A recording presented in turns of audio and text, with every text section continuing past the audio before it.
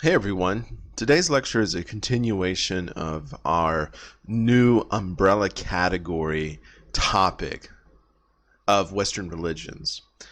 However, this subcategory is a bit different than what we have seen before and what will come after. In our last lecture, we discussed an example of a subcategory of Iranian religions. But today we're going to look at and discuss a new subcategory within the overarching topic of African religions within the Western traditions. This subgroup of African religions is rarely talked about or even considered in a major world religion class like ours right now. But rather, if it is talked about or talked about at all, it's always classified or considered as a primitive religion. It's really not that. Today, what we're going to be looking at the religious traditions from Africa, and more specifically, a specific West African religion, that of the Yoruba religion in West Africa. Let's move on. So, if you first recall, the Western religions are this broad category, or this broad categorization created by religious scholars and sociologists to collectively group together various religious traditions that are typically not Eastern in either their geography or Eastern in their influences upon Eastern cultures like China, like Japan, like India. And for African religions are a subgenre of the much larger genre of Western religions, or a subcategory within the larger category, that umbrella category that we talked about earlier, of Western religions. And they refer to various traditional beliefs, that being African religions, refer to various religious traditions and beliefs and indigenous practices of the African people. They are often characterized by an emphasis upon community, upon nature, and the interconnectivity of all things. We call this, in sociological terms, kinship relationships. African religions are really built upon that kinship relationship idea and motif. Now, if you're haven't taken intro to sociology or haven't taken any in-depth anthropological courses, kinship relationships, what that refers to is it's used within the field of sociology and anthropology, but it's used to refer to social and familial connections and bonds that exist between individuals, within a society, and within a culture. However, this same principle is found throughout religious studies, and why we occasionally borrow a context from sociology or borrow something from anthropology.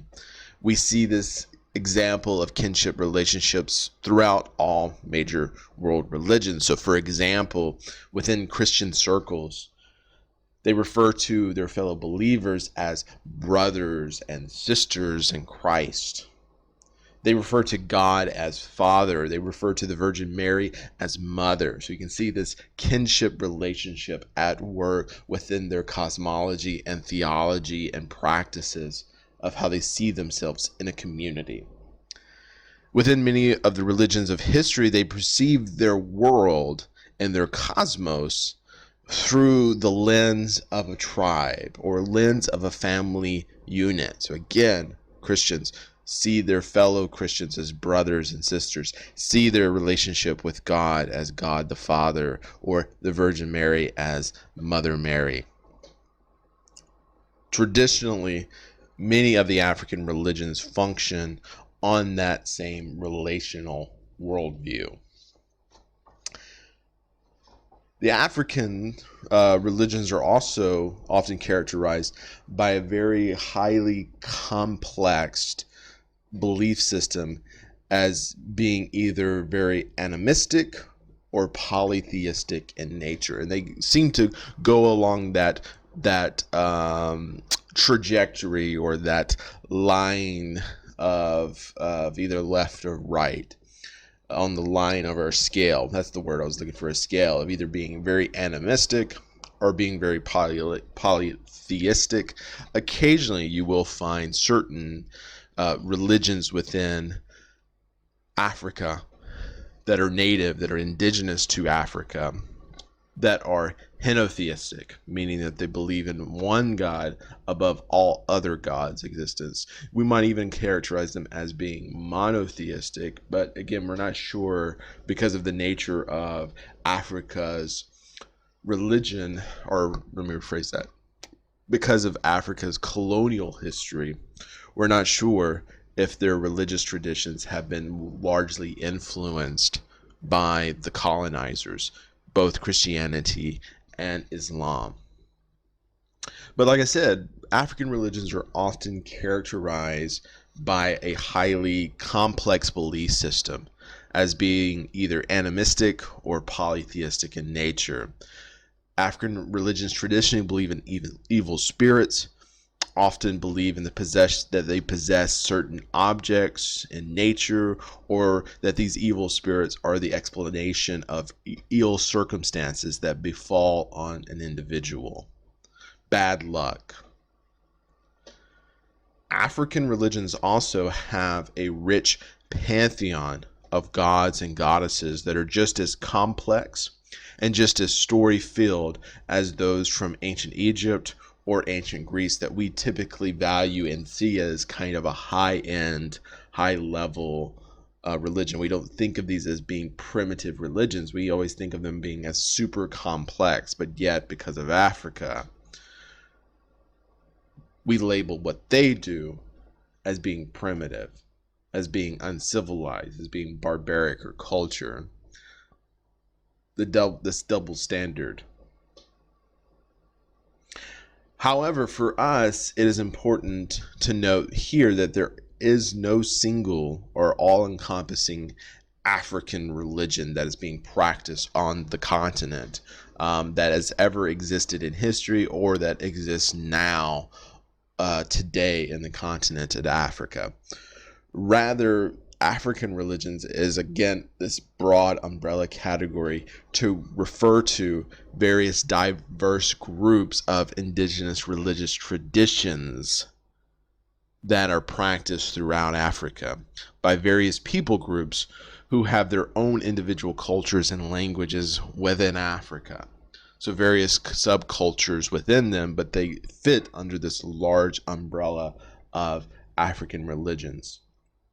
So meaning that even though we can make broad characterizations about African religions like being very animistic or polytheistic, having a rich pantheon of deities, believing in their evil spirits, we have to say that with an asterisk, knowing that we're making generalizations, and so generalizations are always problematic in any field of study. However, despite this acknowledgement of various diverse religious subgroups that have their own culture, specific languages, and so thus might not always fit in within a nice, neat box or nice umbrella of African religions. Despite all of that, there are some common themes that run through many of all of these diverse religious Africans or groups, which then allow us to make broad categorizations about them. And these broad categorizations sometimes do ring true. This is why generic statements and sometimes stereotypes sometimes do ring true. And it is appropriate for us to focus our lecture on one of these African religions, which can serve as a representation of the whole. But we need to be mindful of the fact that they represent only a small part of the whole. They represent something that's not complete. So meaning that when we talking about the Yoruba religion here as an example of all traditional African religions, but be mindful that this our context here about the Yoruba religion doesn't fit every single case of African traditions. That some, like Wunden, will completely sound opposite to what I'm saying within the Yoruba religions. But again, there are some basic characterizations that they believe in animistic spirits. So similar broad characterizations here. So enough of that brief introduction about Western African religions and African religions in general, or the Yoruba religions. Let's get into the basic facts here. So traditional African religions are like a tapestry that is woven from many different threads. Each individual thread represents a different individual tradition, specific culture, or a particular belief systems. But when those threads are woven together as one, they create a beautiful, vibrant tapestry that represents the diverse religious heritage of Africa. And so, like I said, traditional African religions are this subgenre of a larger Western African traditions, and that these traditional African religions are made up of various other subcategory religions, specific religions of the African people. According to a 2018 Pew Research Center survey, they found that 24% of Africans in 2018 identified themselves as being adherents or practitioners or believe certain aspects of traditional African religions. So a significant population.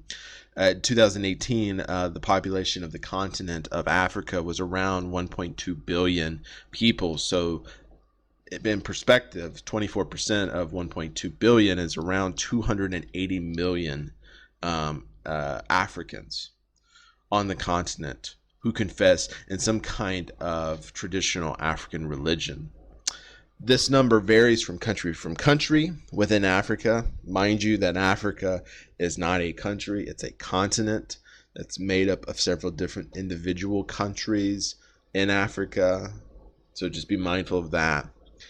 So like I said, the numbers varies from country to country in Africa, with higher percentages of those who believe in traditional African religions primarily being found in Western and Central Africa, with very low percentages found in East and Southern Africa, as you can see here on the map.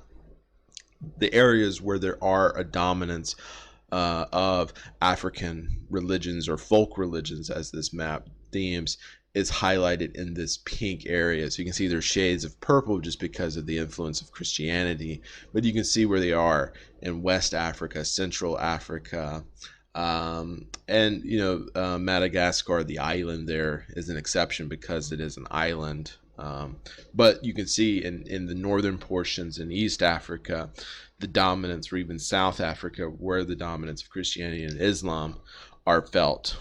But this is where the traditional realms of the African religion can be found.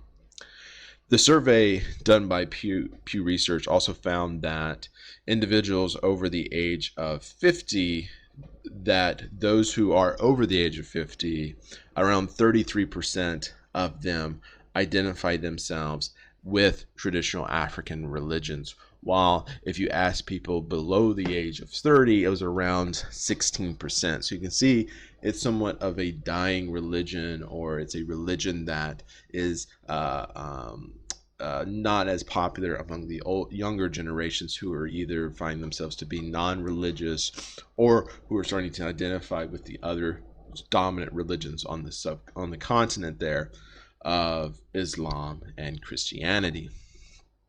The survey also found that traditional African religions are more likely to be practiced among Africans with lower levels of education, around 31%. And that those who reside in the very rural areas of the country, around 35%, identify with traditional African religions. So thus, these statistics have really been have really harmed the viewpoint concerning African religions as being nothing more than primitive and superstitious, as being uncivilized, because the data seems to support it. 35% are uneducated with 31% are uneducated lower ends of the demographics. 35% of those living in the very rural country, uncivilized, outside the city areas of Africa. Or those in much older age who had less opportunities for education, and with the rise of the modern world as we know it, 50 and above, around 33% of Africans identified with traditional beliefs. Adherents of traditional religions in Africa are distributed among the 43 countries in Africa, but also around the globe as well. It's estimated that the number is probably closer to 50 million people, if not higher number, outside of Africa. So that Africa is not the only dominant place where these traditional religions believe, but in the diaspora of the African experience. The origins of the African people are very much the origins of all the earth. Africa is considered by most anthropologists the very earliest origins of humanity. Paleoanthropologists. These scientists and scholars believe that Africa is indeed the oldest inhabited territory on the earth, with modern day human species actually originating from Africa and from people groups in the African continent. And with the drying of the Earth's climate around 5000 BCE, and the changing of the Earth's tilt around 3500 BCE, according to patterns of human behavior, this led to a massive desertification of the once fertile Sahara, which is the very most northern regions of Africa, is largely now a desert. But at one point in time, we know historically that in fact it wasn't a desert, but was in fact a very lush green plains. But because of a change in climate, it turned this region into a desert, thus forcing the population centers of Africa to migrate and amass around fertile river valleys and river deltas. Deltas like the Nile River that runs from Ethiopia through Sudan into Egypt, that would go on to produce the ancient Egyptian civilization. Or the Congo River Delta that runs through the Central African countries of Angola, Burundi, Cameroon, the Central African Republic, the two Congos, Gabon, Rwanda, Tunisia, Zambia. Another river system would be that of that we're going to talk about today, the Niger River, and that we'll talk about today. And then there's one more I'm trying to remember from my geography of Africa. Zambezi River, yeah, that's it. The Zambezi River that runs through modern day Mozambique, Zimbabwe, Zambia, as well as Botswana, and I think parts of Angola as well. These river valleys produce some of the earliest African civilizations, and so we typically call them river valley civilizations. And we see the emergence of unique cultures that developed, and that these cultures that developed had very high, complex, animistic belief systems that emerged.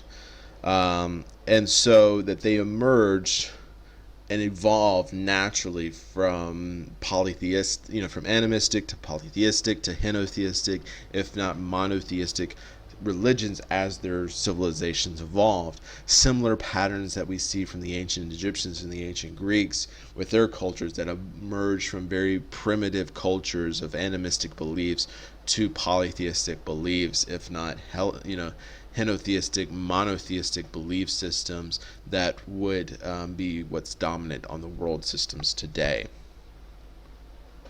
But for our specific religion today, the Yoruba religion, which is also sometimes known as Aisi in the African dialect, is a complex polytheistic and animistic religion that comprises the traditional religious and spiritual systems and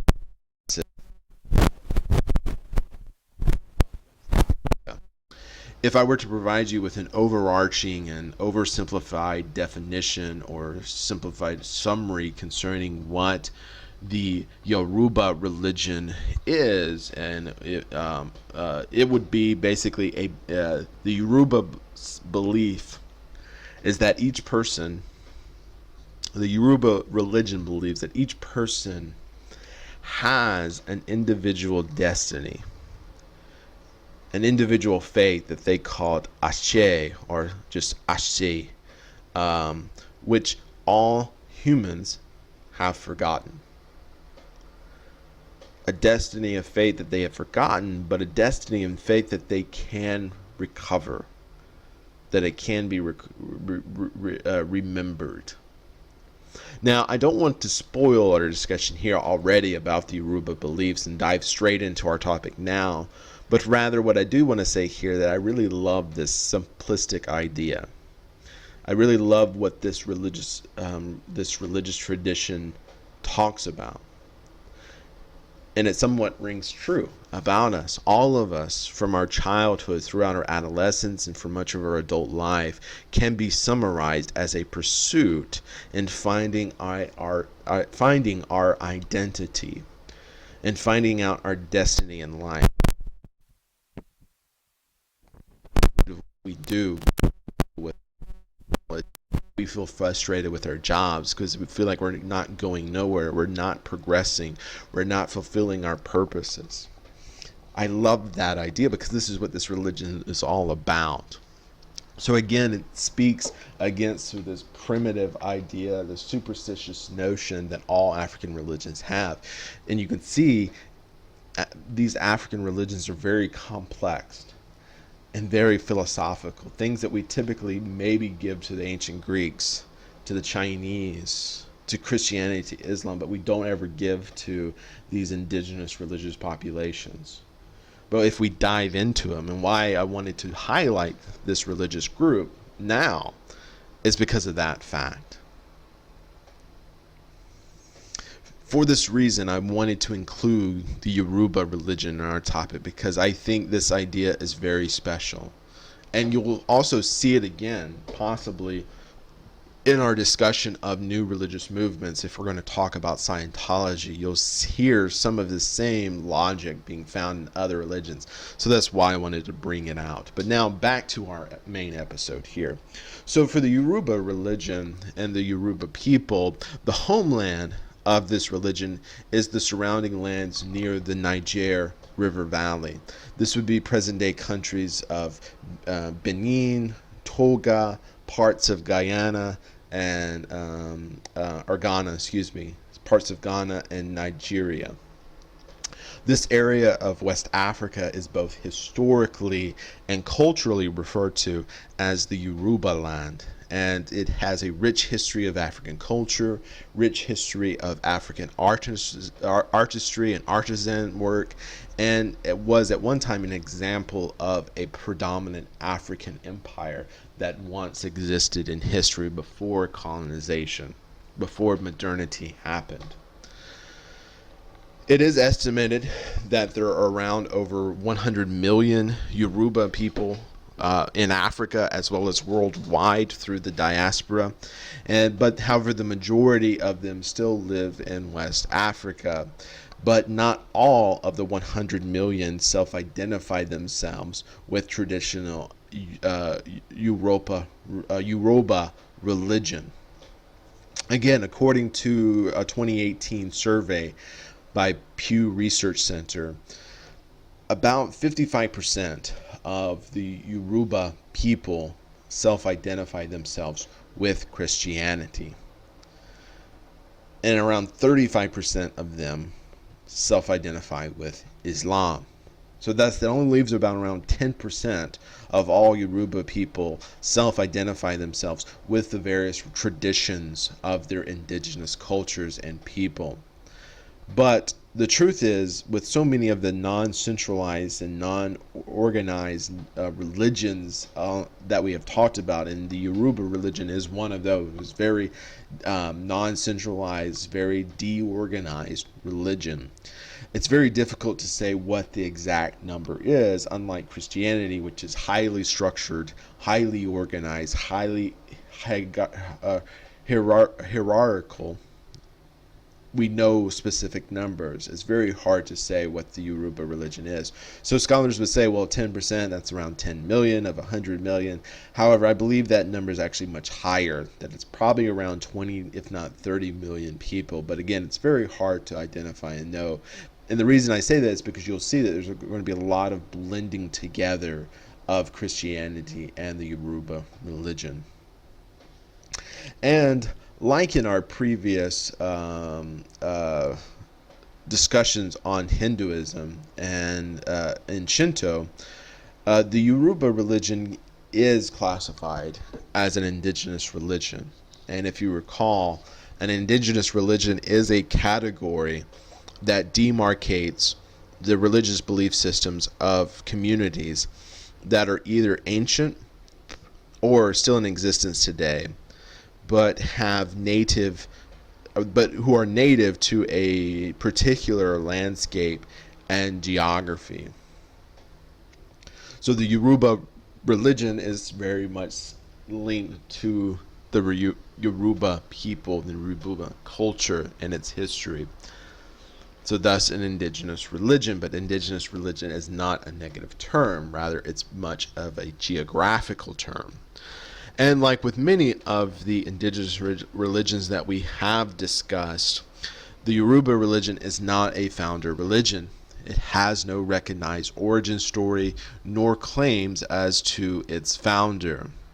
For the most part, the Yoruba religion can be classified as an ethno-religion, but with its presence among the African diaspora, the Yoruba religion has attracted many indigenous cultures throughout Latin America to its traditions and to its culture. So thus many and most religious scholars refrain from classifying it as an ethno-religion, but instead like and keep the term of an indigenous religion, whether if it's in Africa or when it has migrated through the African slave trade to countries like Brazil and Cuba that we'll talk about here. Religious scholars still refer to them as indigenous religions, even though those religions did not emerge in part through the indigenous populations of Cuba or Brazil. Rather, it emerged among the non-white cultures and people groups. So thus, religious scholars still keep this indigenous religious terminology, which isn't accurate, but I understand. So now that's enough with the basic facts concerning the Yoruba religion and traditional African religion. So now let us dive into our main topic concerning what is the Yoruba religion. So at the very heart of the religion is, again, this beautiful idea that shapes and defines the religion, that the Yoruba religion teaches that each of us has a hidden destiny that has been forgotten by each of us.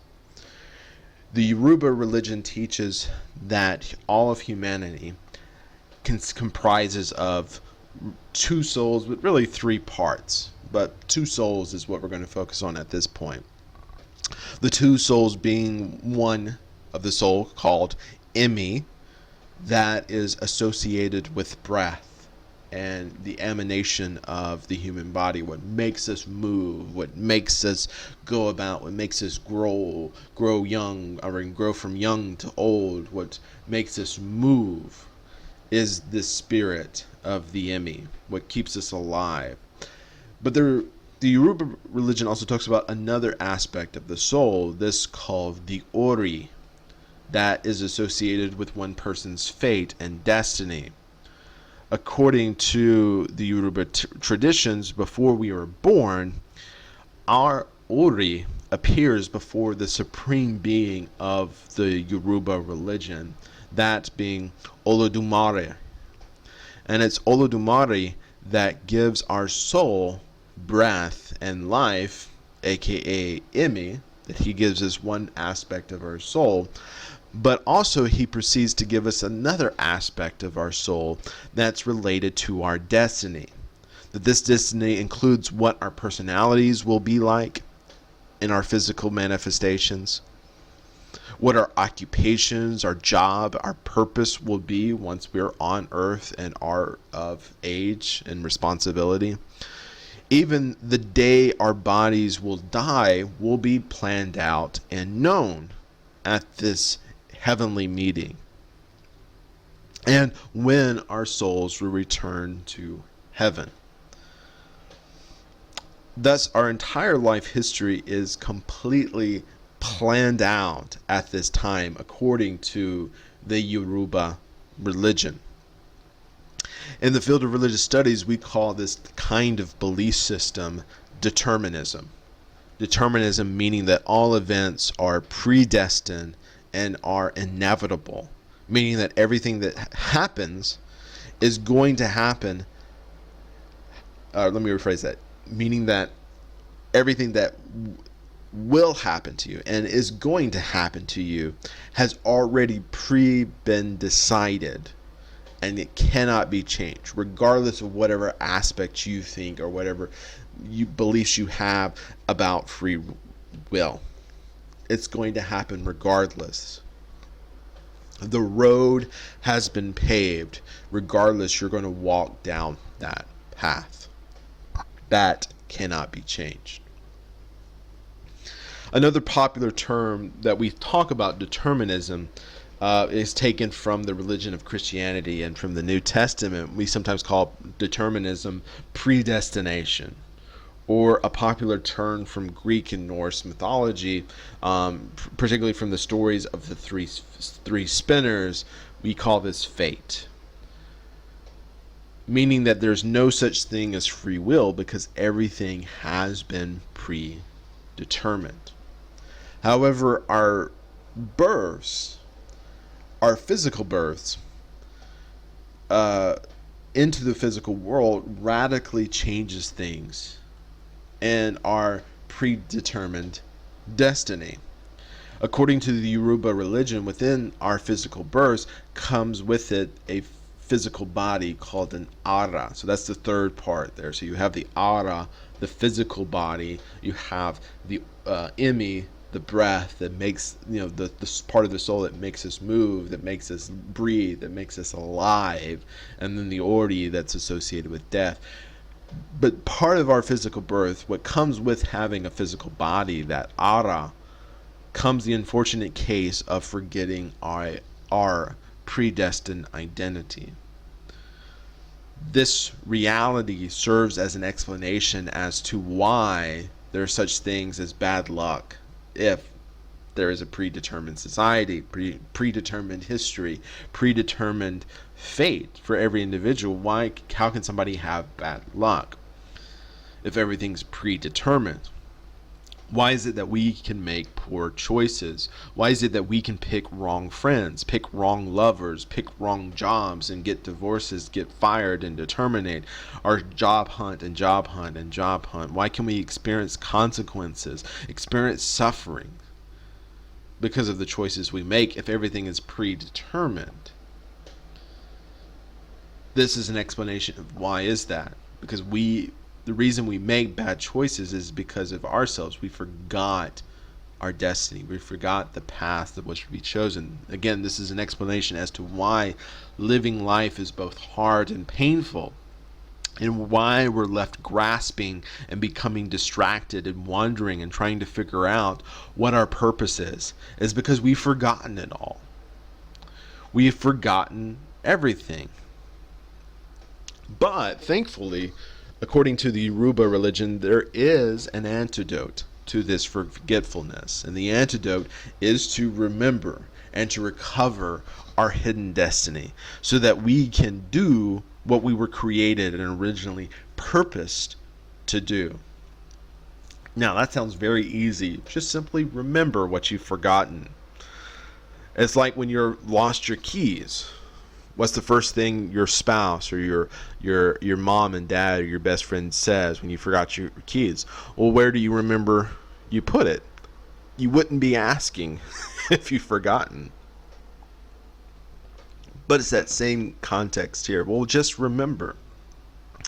So how do we remember?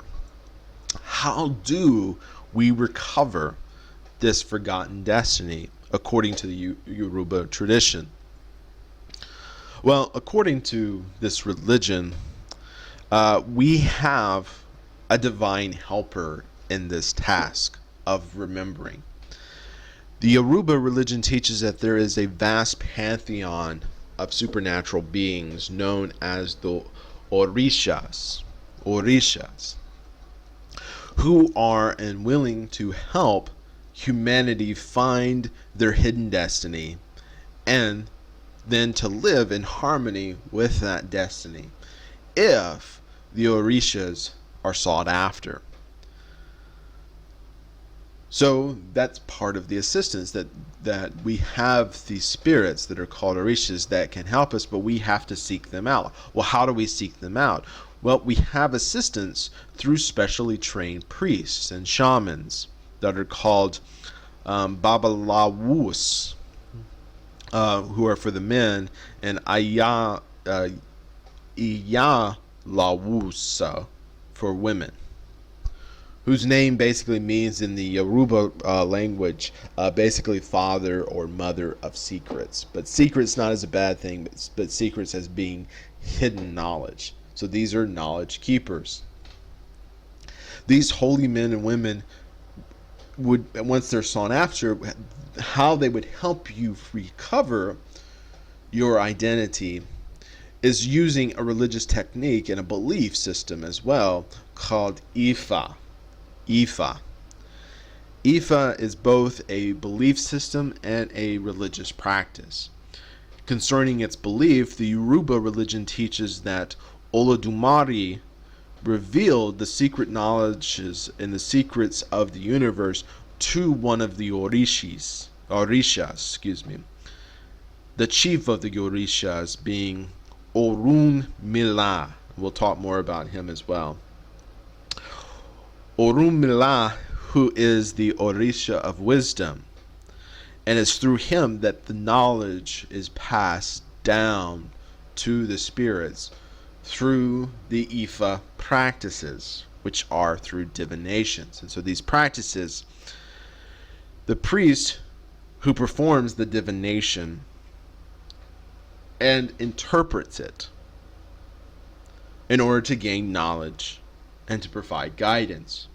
So in religious studies, a divination refers to various kinds of practices and rituals that function as an attempt to gain insight, to predict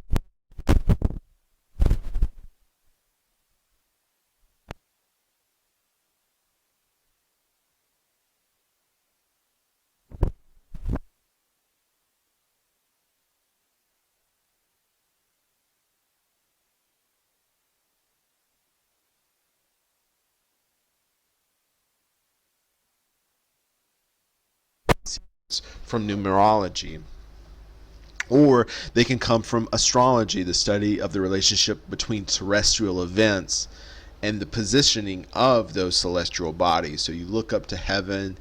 What time of year is it? Your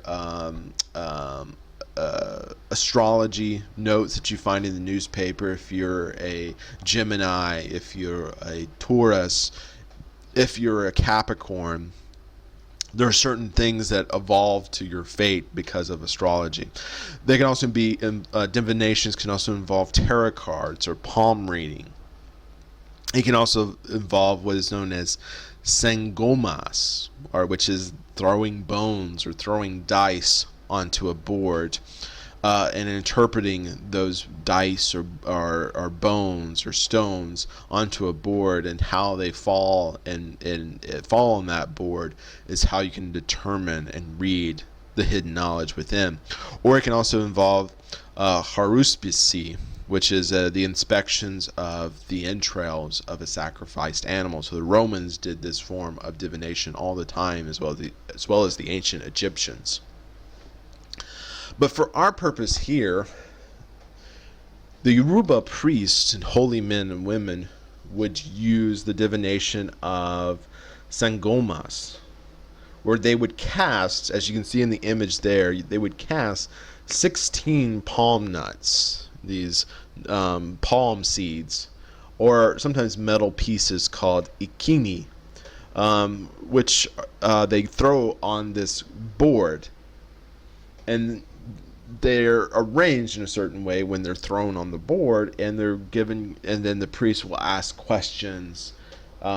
Each time they throw these items onto the board in order to seek out an interpretation and seek out an answer. So you can see it here on the picture there on the lower side. This is an example of one of these Ifa boards that are common throughout some of the Yoruba religions. And so casting these palm nuts, as you can see from the image here, onto this board after asking a question can give us a certain answer if interpreted correctly. Now, why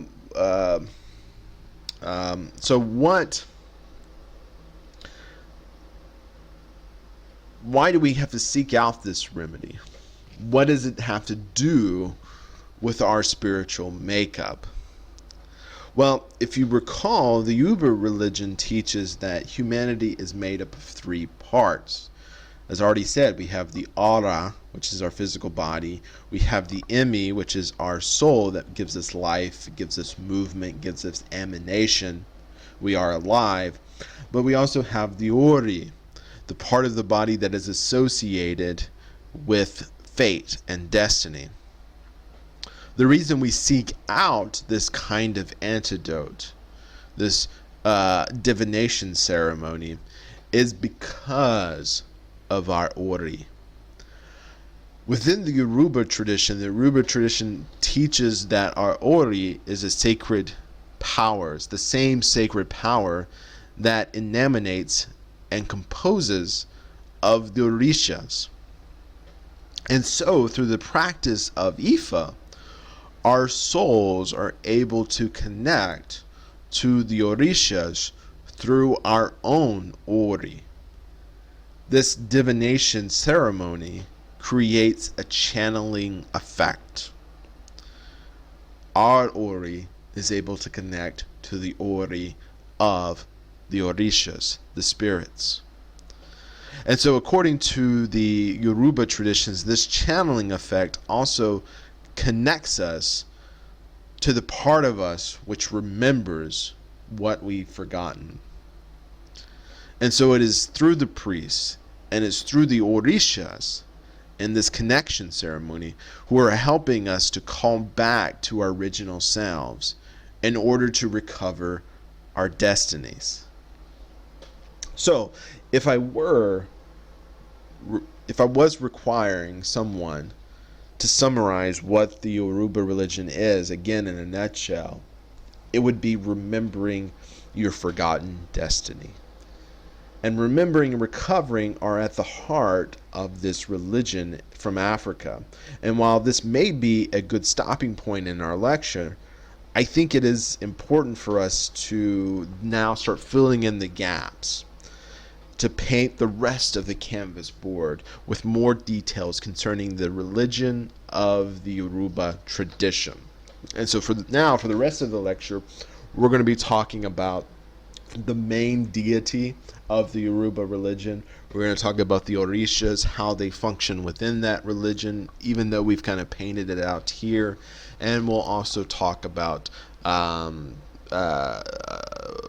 diaspora. We'll talk about some examples of the diaspora of this religion in Latin America as it evolved because of the African slave trade that was brought over. So now let us transition to our next topic in describing who is Olodumare.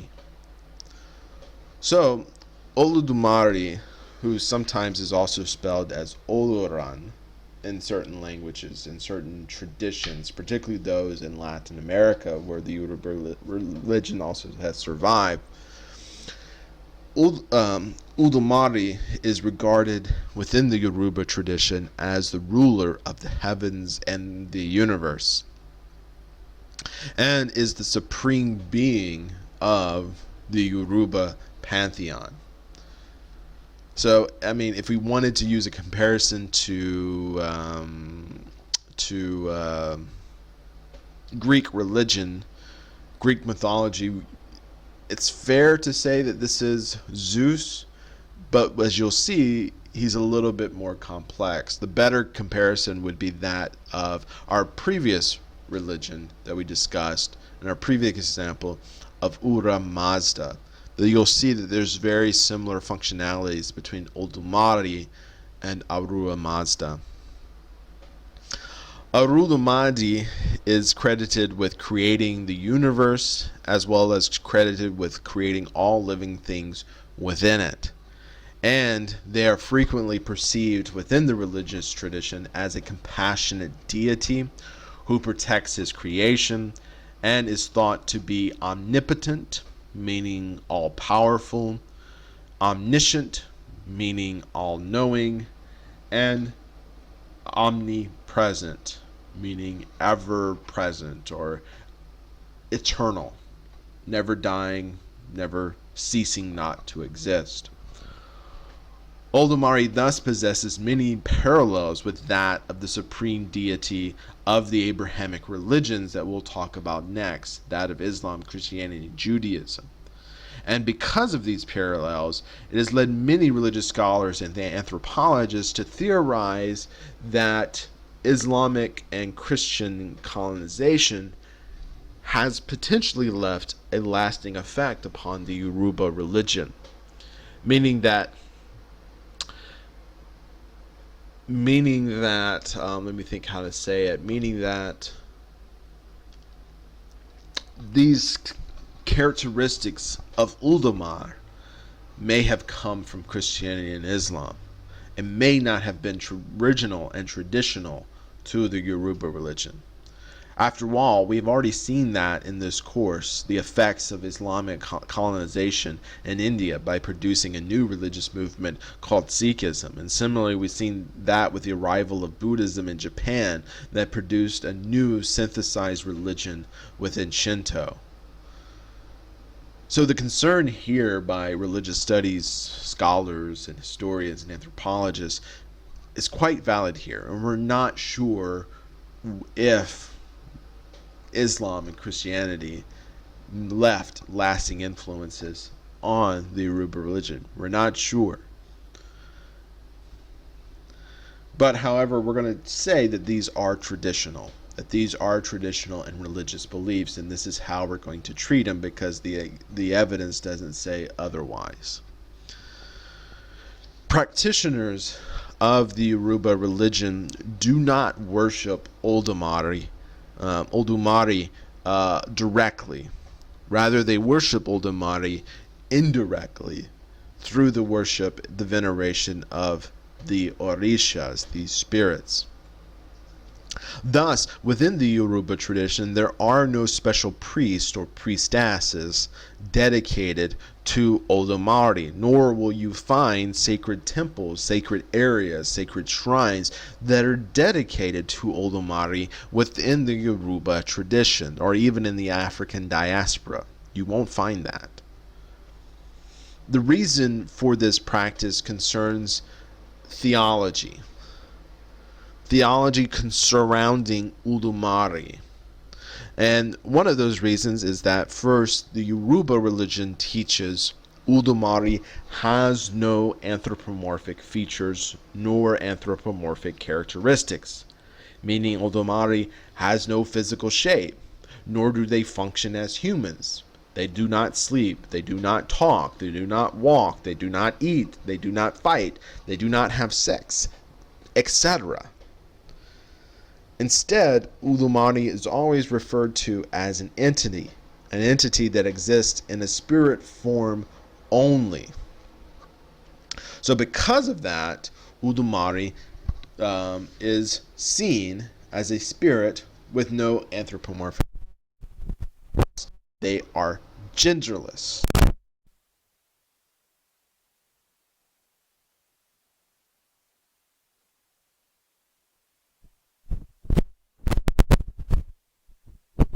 Right to this.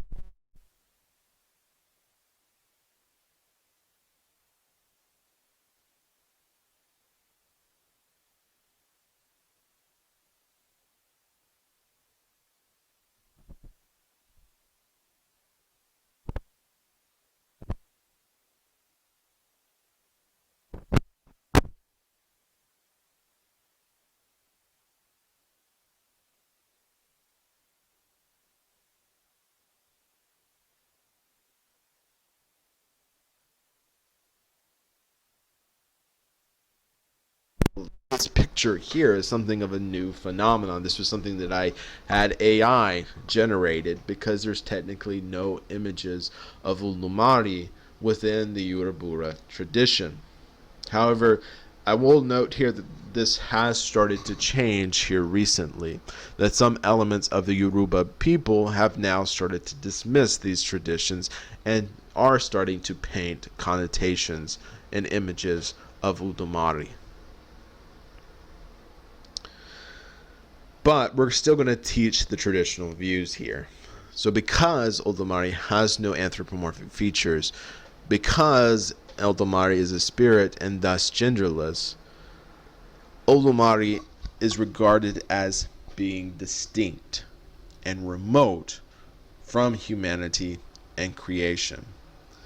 Now, this distinction and remoteness should not be interpreted as merely Olodumare's kind of aloofness to humanity and humans' concerns.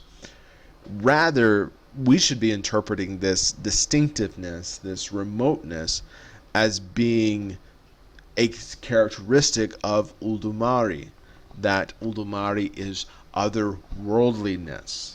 He's beyond our existence, our ideas, our comprehension and understanding.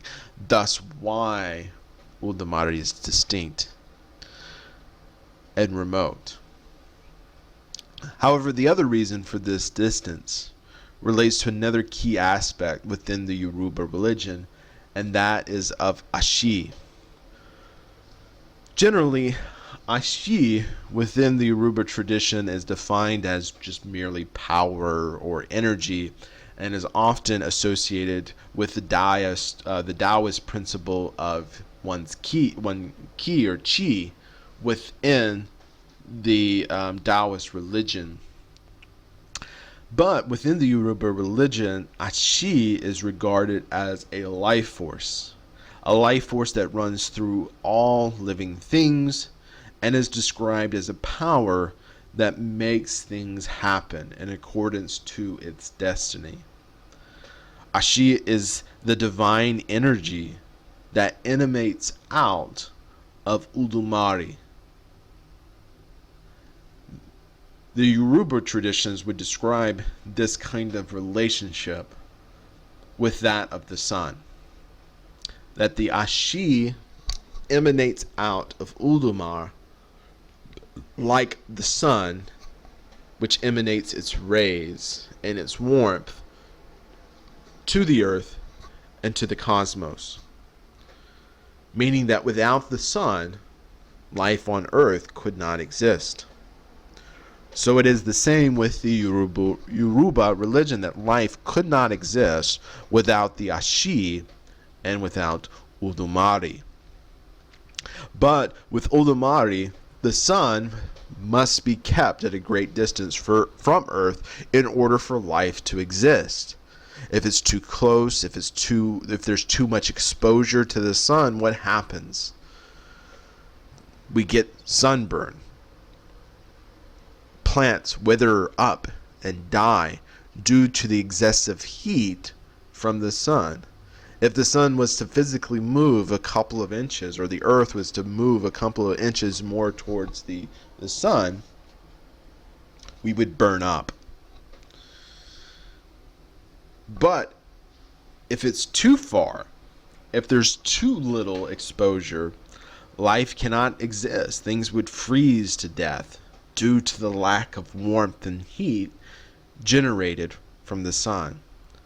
Thus, the sun is vital to life here on Earth, but it is also dangerous to life here on Earth if it's too close or if it's too far. Similarly, Uldumari is that way. Its distance and remoteness is because of its nature, like the sun. It's too powerful of a force in the universe. But it's at its perfect distance for life to be created. So that's how the Yoruba religion teaches and compares. Because Ashi is a life force and a power, the Yoruba religion teaches that it can be obtained and should be strived for. However, it does not have a good and bad, but it does have good and bad possibilities.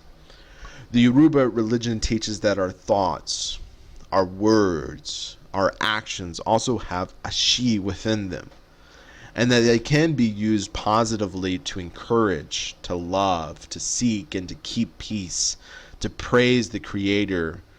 But they can also be used for negative, to cause pain, to sow hate, to produce prejudice, to create malice, to undo creation.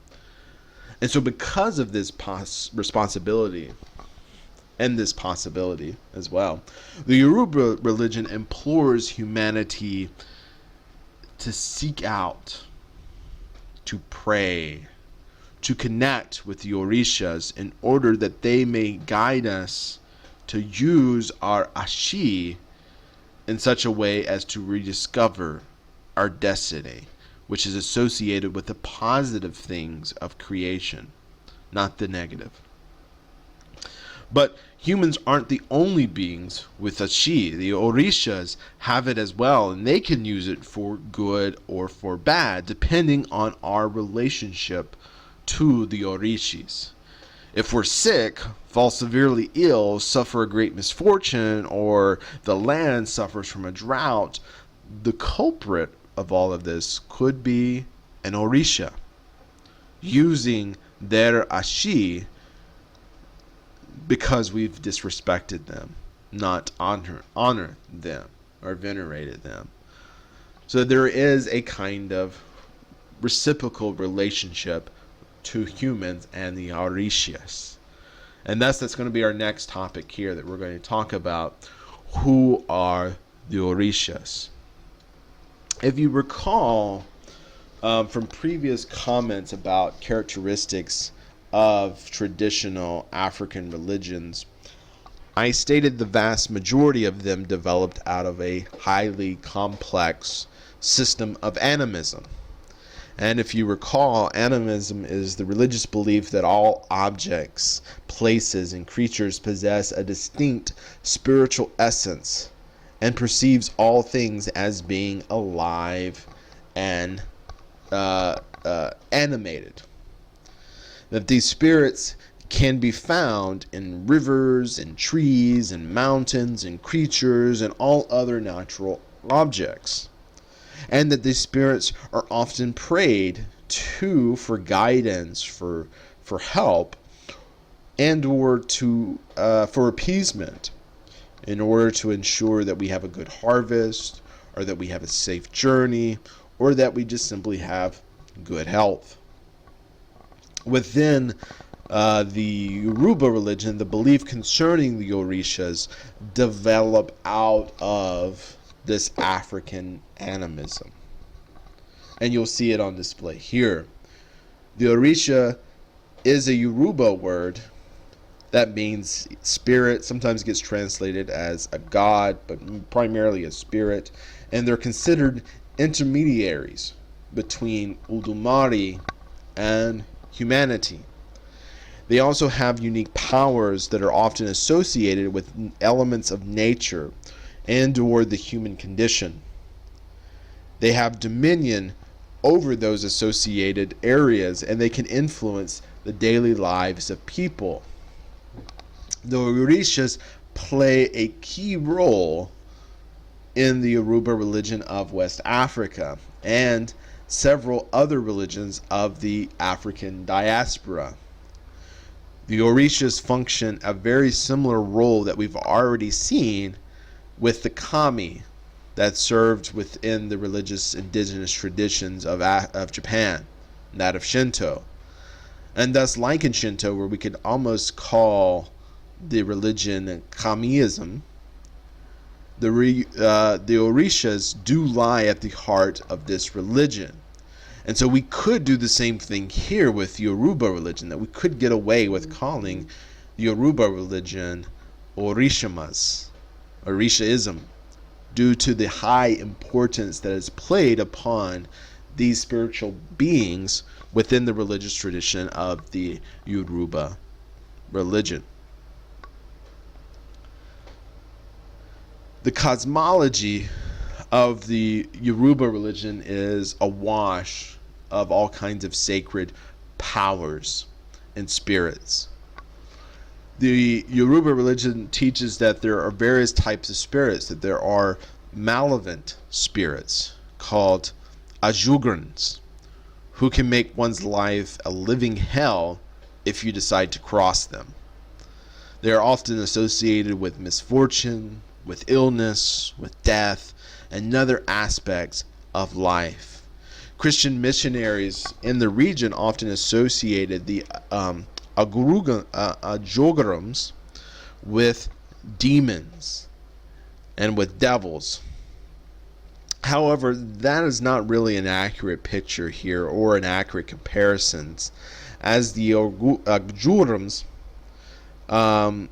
could be placated and could be appeased, reducing the negativity that they can bring upon us and upon individuals. The next group are the ancestral spirits called Ingunung, who can provide guidance and protection to the living. In the Yoruba culture, mass dancers are also called Nguruns, and it is believed that these ancestral spirits can embody these ritual dancers in order to help bridge the gap between the living and the dead for communication purposes. But the most powerful and the most important of these spirits within the Yoruba religion are the Orishas. Within the within the Yoruba religion, the Orishas function and are characterized as a pantheon of gods and goddesses that we are accustomed to seeing and knowing from the ancient Egyptians and Greek mythologies. The Yoruba traditions are divided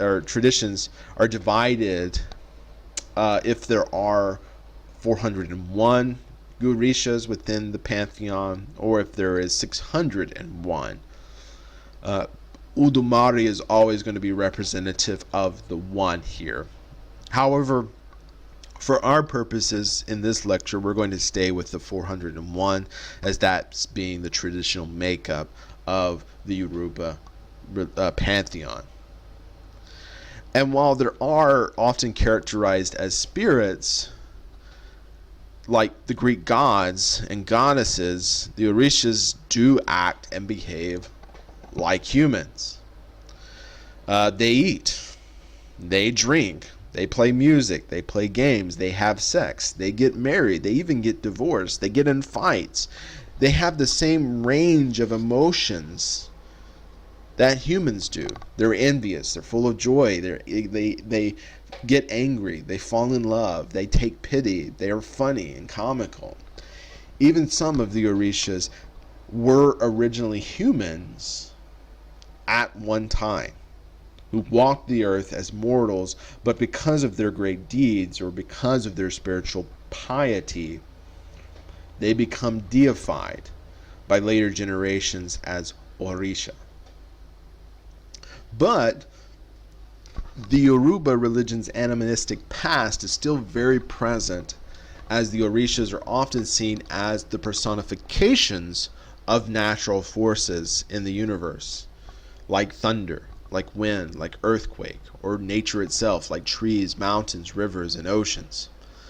Unlike Udumari, the Orishas do have iconographies. They do have them. And these iconographies that are normally associated with other polytheistic pantheons. As within Hinduism, with the Murti figurines that we talked about long ago concerning their deities, the Yoruba religion's iconography is highly symbolic, and it communicates a certain theology about the deity. All of these deities have certain physical characteristics or possess certain themes that provide details and understanding pertaining to the Orishi, or the Orisha, in a theological context. For example, the Orisha Yemaya, who is the goddess of the sea, is often depicted with having the upper half of a human but the lower half of a fish, aka a mermaid. While the Orisha Ogun, who is the god of iron and the god of war, is often depicted with carrying a sword. That's what soldiers do, have weapons. So you can see there certain physical characteristics displayed on the iconography of these individuals produce a certain theological understanding. Also, certain animals do accompany the depictions of the Orishas with their iconography. So, for example, the Orisha Shango, who is the god of thunder, is often accompanied with a ram, whose powerful horns and charge and headbutting can sound like thunder cracking in a distance. Or the Orisha Oshun, who is the goddess of love and fertility, who is often accompanied with a lovely peacock with its feathers fully bloomed. Furthermore, the iconography of the Orisha is linked to specific colors being used for the painting of the deity. So, for example, the Orisha Shango is associated with the color of red, which represents passion and power like thunder, while the Orisha Oshun is associated with the color yellow, which represents joy and abundance that comes with love. Regardless of their stories, the Yoruba religion teaches that the Orishas are spirits sent by Udumari to assist them in the act of creation. And to assist and teach humanity how to be successful on earth, which the Yoruba religion calls it Ayi. Ayi. And how are we to be successful on earth? Well, we rediscover our fate. Now, I want to stop here and really drill down on a few points concerning the Orisha and religious studies.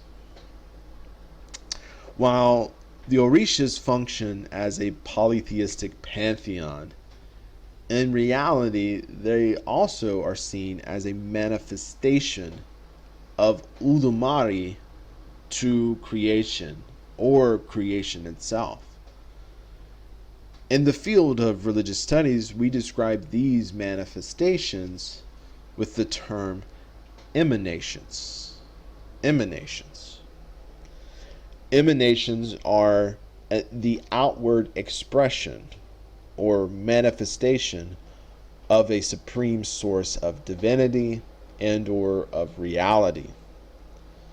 This concept we just already have seen before, but we really didn't dive into and discuss on our lecture of Zoroastrianism concerning the Amisha Simpenta, or it's better expressed in what we'll dive into here more, the mystical and religious practices of Neoplatonism from late antiquity.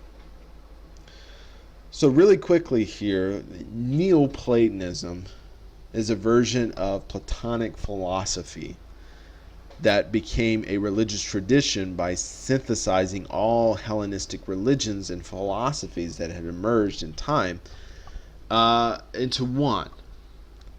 Neoplatonism emerged as this philosophical and religious tradition in the late 3rd century, if not early 4th century CE, from the writings of Animisacus, who lived from 175 to 242 CE, Plotinus, who's kind of considered the father of Neoplatonism, who lived from 204 to 270 CE, his student Porphyry, who lived from 234 to 305, and the writings of Iamblichus, Iamblichus,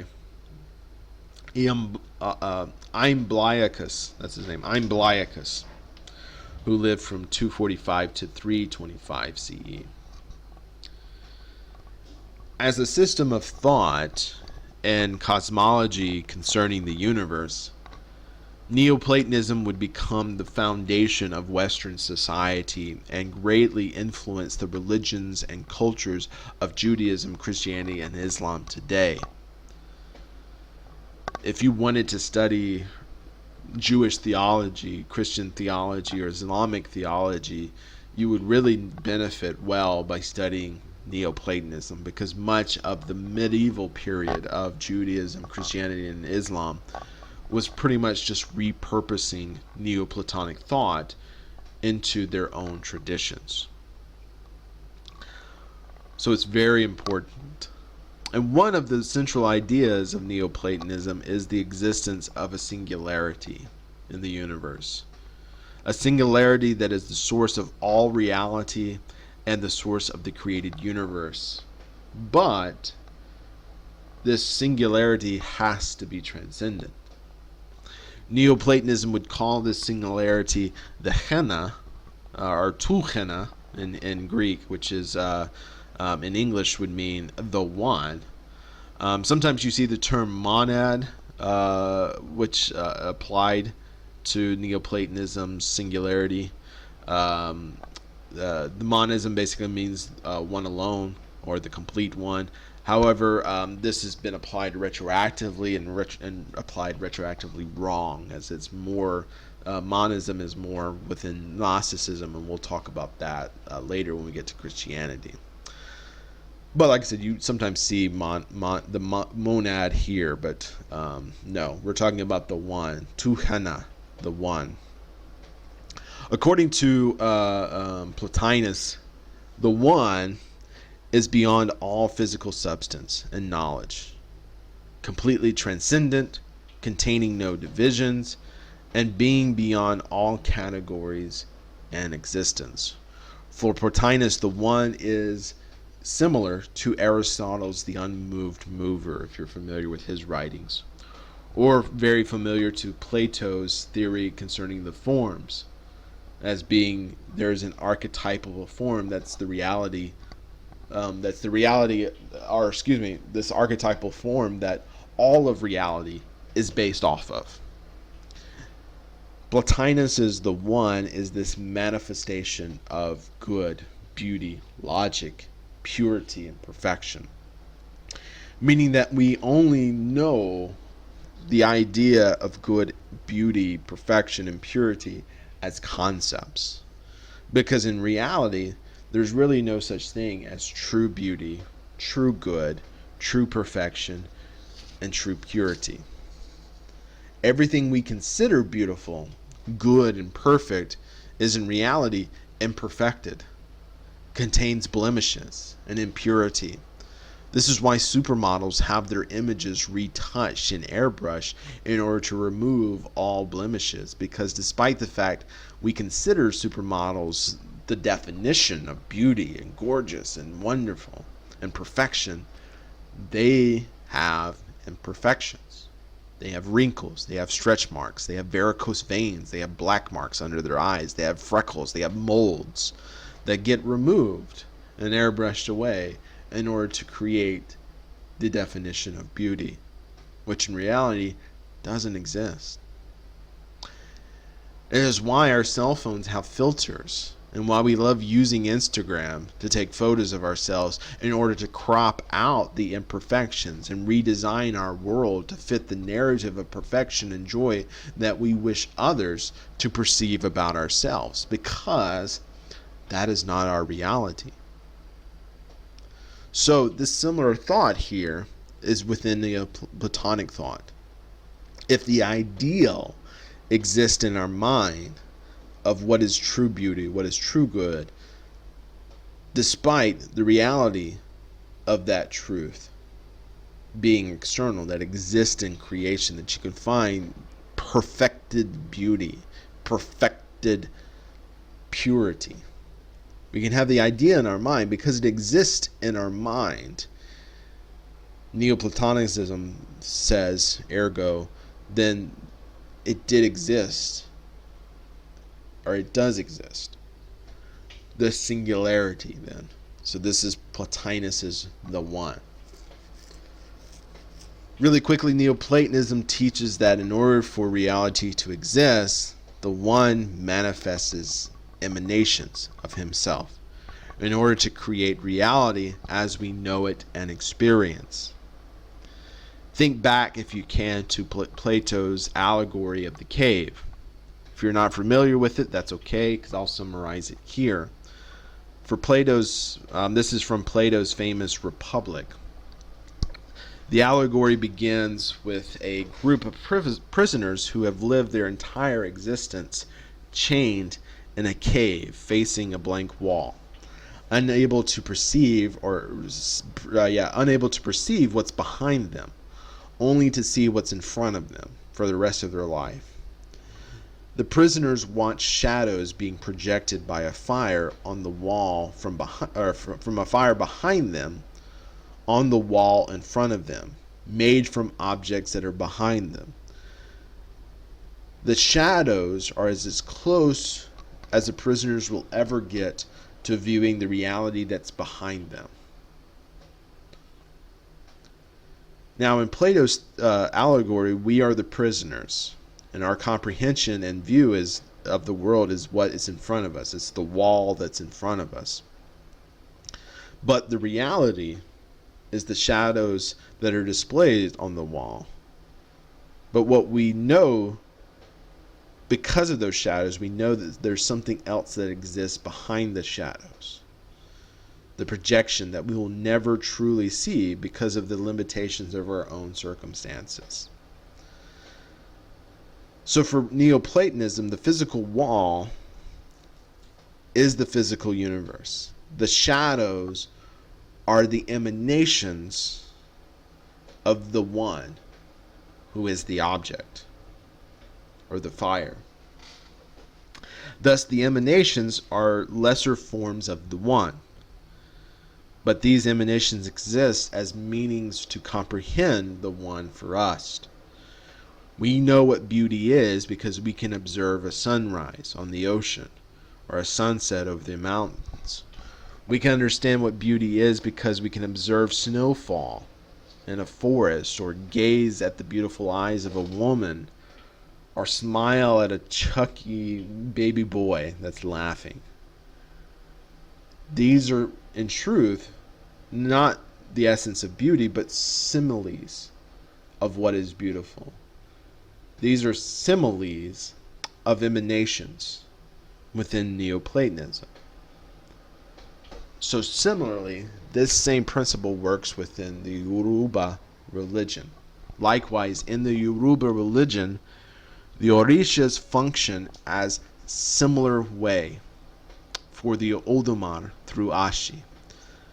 It is why humans seek out guidance for their Orushas through divinations performed by priests or prayers offered by the believers to reconnect and rediscover their destiny that Olodumare gave to every single human being before we were physically born. It is through the emanations that we seek out the one. So it's through Orishas that we seek out Olodumare and our purpose. However, there is that limitations, that connotation. So this is why Neoplatonism is very important to understand, because it provides a framework that we also see in other religious cultures.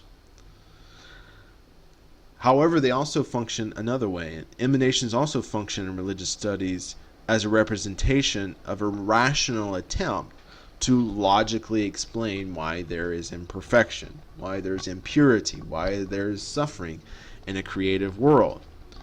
If, like the Hebrew Bible and the New Testament says, that the creation of the world was a good thing, created perfectly, then how come creation is imperfected? How can there be ungood in a created good world? How can cancer be a good thing? Why do mosquitoes exist?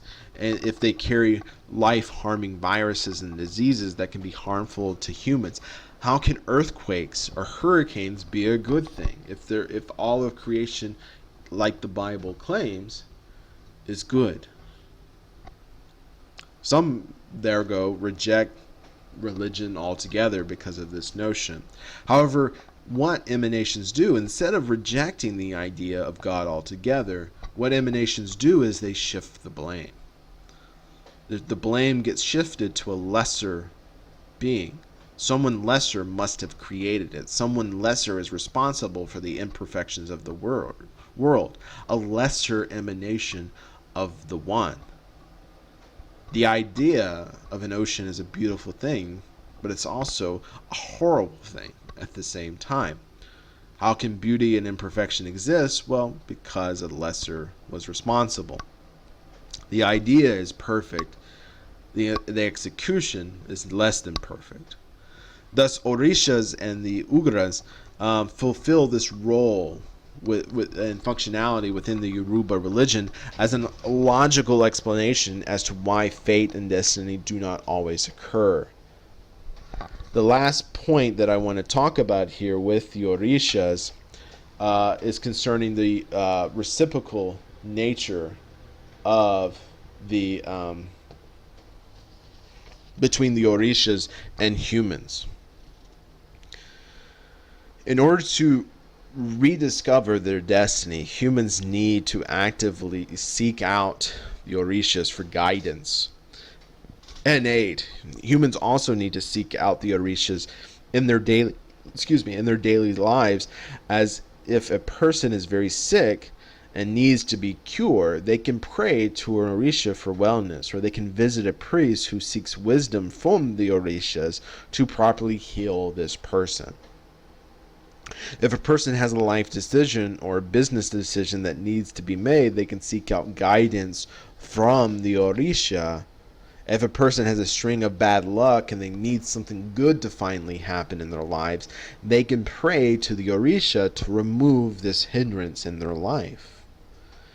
These are things that have already been highlighted and established in this lecture, but just as humans need the Orishas actively in their lives, the Orishas need humans too. Within various traditions and streams of the Yoruba religion, sacrifices are conducted by priests and priestesses for the purpose of, quote, feeding the gods, end quote. Now, these sacrifices do not involve animal sacrifices that we commonly think of, or human sacrifices that we commonly think of when we hear the term sacrifices. Rather, these sacrifices are similar to the products that are common in Hindu culture. You provide grain, you provide rice, you provide drinks, which are drink sacrifices, which are called libations to the gods. So quite literally, without humans feeding them, the Orishas would die of hunger if they didn't have these feeding sacrifices. But also on a global level, the Orishas were sent on earth by Udumari to serve both Udumari's purposes, but also humanity. And one way they serve is by guiding humanity through prayers, but especially through divination rituals. And these divination rituals theoretically connect the humans Ashi, Ori, to the Orishas, Ori, or Ashi. And there's that connection as well that helps to sustain the Orishas and their life forces, which is Ashi. So it's this interconnected level within them. The Yoruba religion consists of 401 gods and goddesses. And while we should talk about all of them, it's impractical to do so. But however, there are two of the Orishas who warrant the most attention and who are the most important. The Orisha Ishu and the Orisha Orunmila. Orunmila is considered the divine interpreter or messenger from the heavens, from the above, from the divine to the humans here below, to the earth below. Ishu is considered the divine messenger of messages from humans below to the gods above. So think UPS, think of FedEx, think of the postal services. These are glorified mailmen, both of these guys, but very important beings. They're like the mail. The mail is extremely important. The post office, UPS, FedEx is important. If you're a business that ships, makes products out, you need the consistency of these deliveries to happen. So this is why these gods are very important. So without their interactions between heaven and earth, the divine and human existence would be in serious doubt, and the universe would spill into chaos. So this is why I think they're important, and why we need to talk about these two specifically as examples of the whole. First, let's talk about Ishu, because he's the most fun. Ishu is a complex and multifaceted deity, as he can be both benevolent and malevolent. He is often portrayed as a trickster who enjoys playing pranks and tricks on humanity and the gods alike. So if you're a fan of the Marvel comics or of Norse mythology, Ishu would be very much equivalent to Loki here. Concerning his iconography, Ishu is often associated with carrying a club and sometimes wearing a red cap with a black coat. He is routinely accompanied by a cat or a snake, and is often depicted as a young man with a mischievous grin. But despite his tricky nature, Ishu is vital within the Yoruba religion, because he is the one who brings sacrifices from humanity and from the earth to the gods above. It is through him in which they are all sustained. So practitioners of the Yoruba religion will often bring an extra portion of palm oil or tobacco which they are sacrificing, specifically aimed at and for Ushu, in order to gain his favor, to also fatten his belly, to give him the energy, and to give him the indication to help humanity, and thus to bring the gods the foods and sacrifices and the prayers from the earth to those above. For this reason, Ushu is also known within the Yoruba traditions as Eligabara, which means the owner of power. The owner of power. The Ishu has the power to manipulate the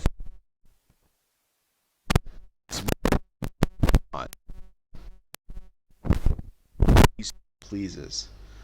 So again, Ishu is very, very within the Yoruba traditions, and is why he is so vital to the religion and to understanding, because you can see he is literally the gate between earth and heaven.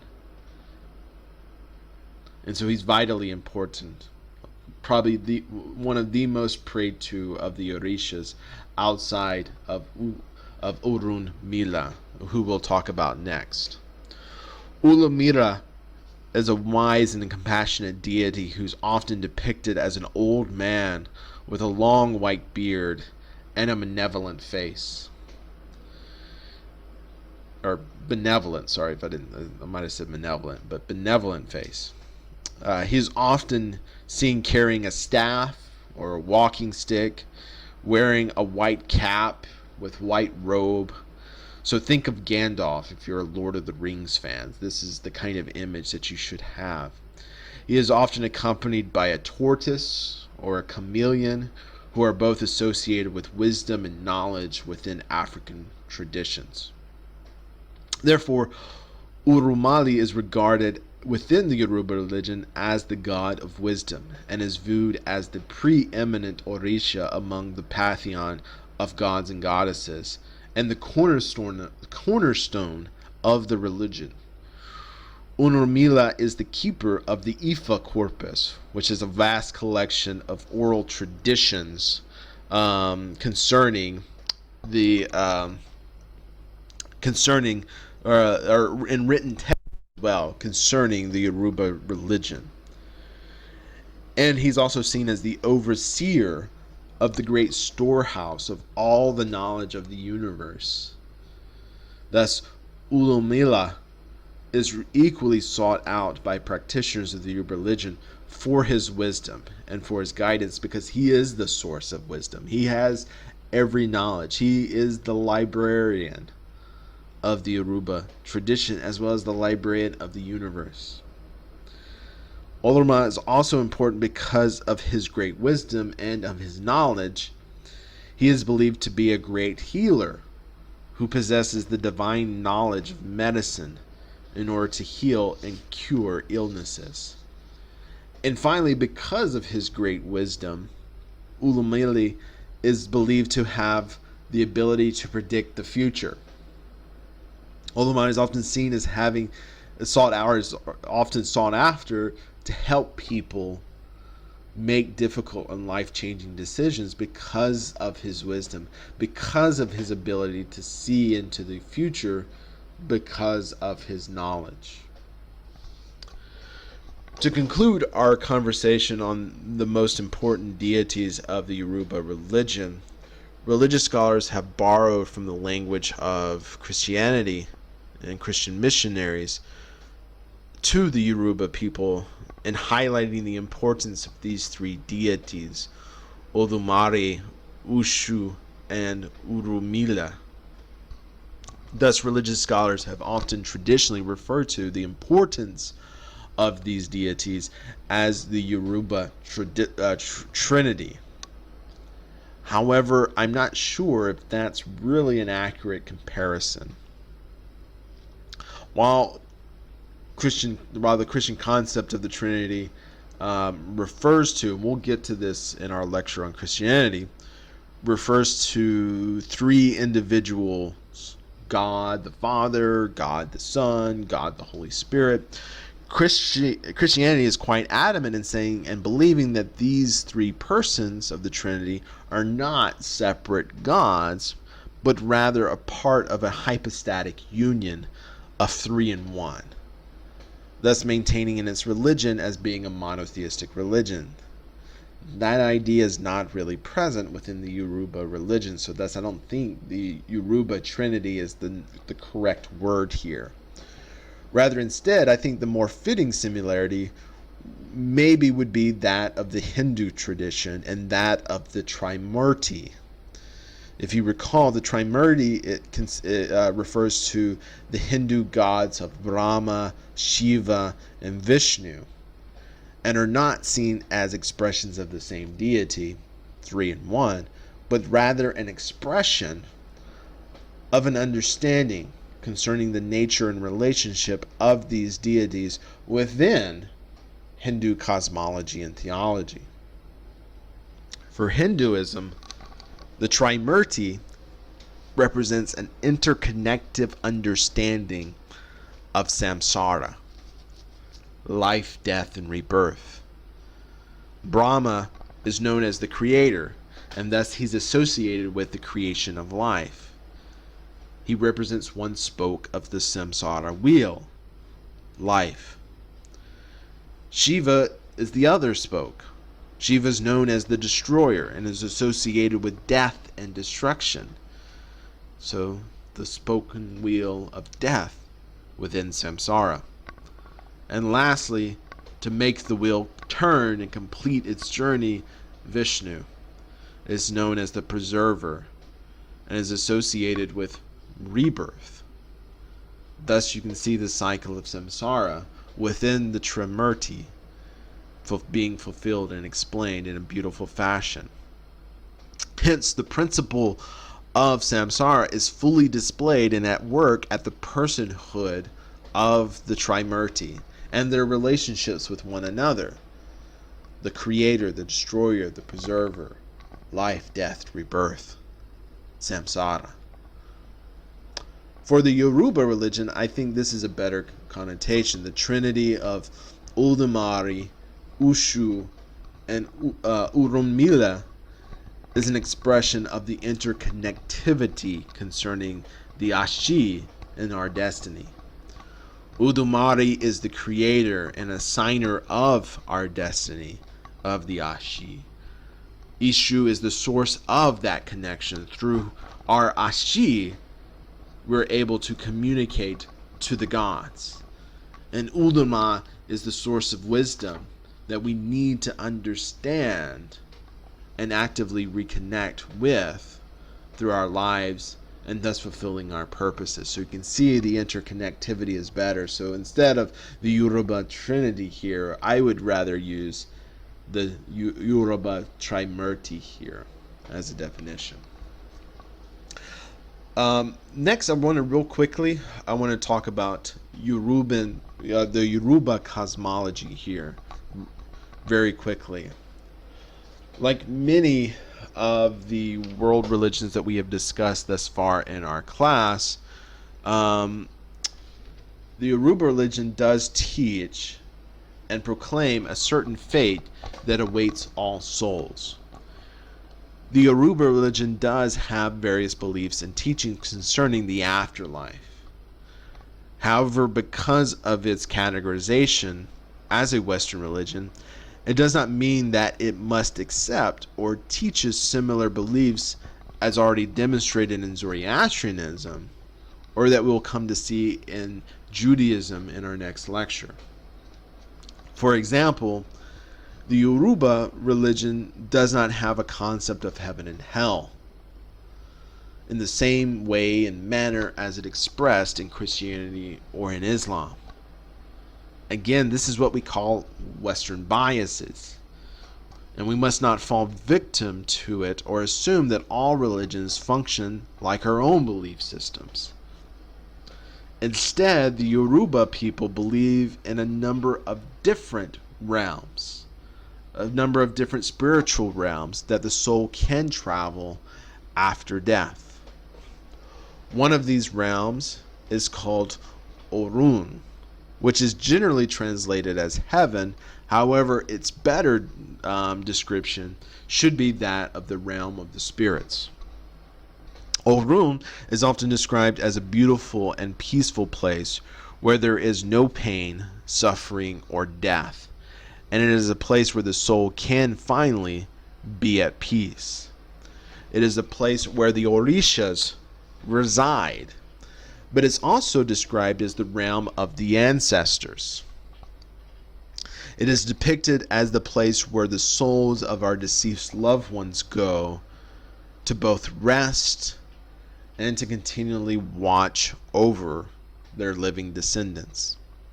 Again, if you're a fan of the Marvel comics or have seen the Black Panthers movies, think of the ancestral plane where the Black Panther goes and meets his deceased father's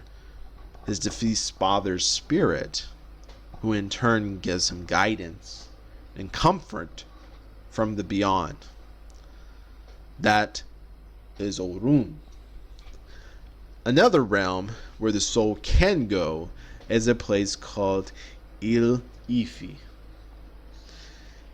Il-Ifi is considered a mystical city of the Yoruba people, and a place where the righteous and the courageous and the brave of the community can go upon their death.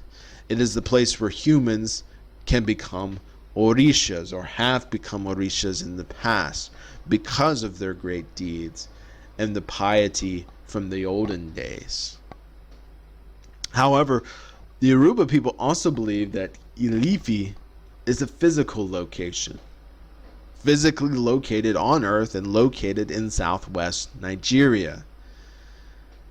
And this physical location is believed to be the place where the Yoruba religion was born, the place where the Orishas first descended from Ulumar into heaven, or into earth, sorry.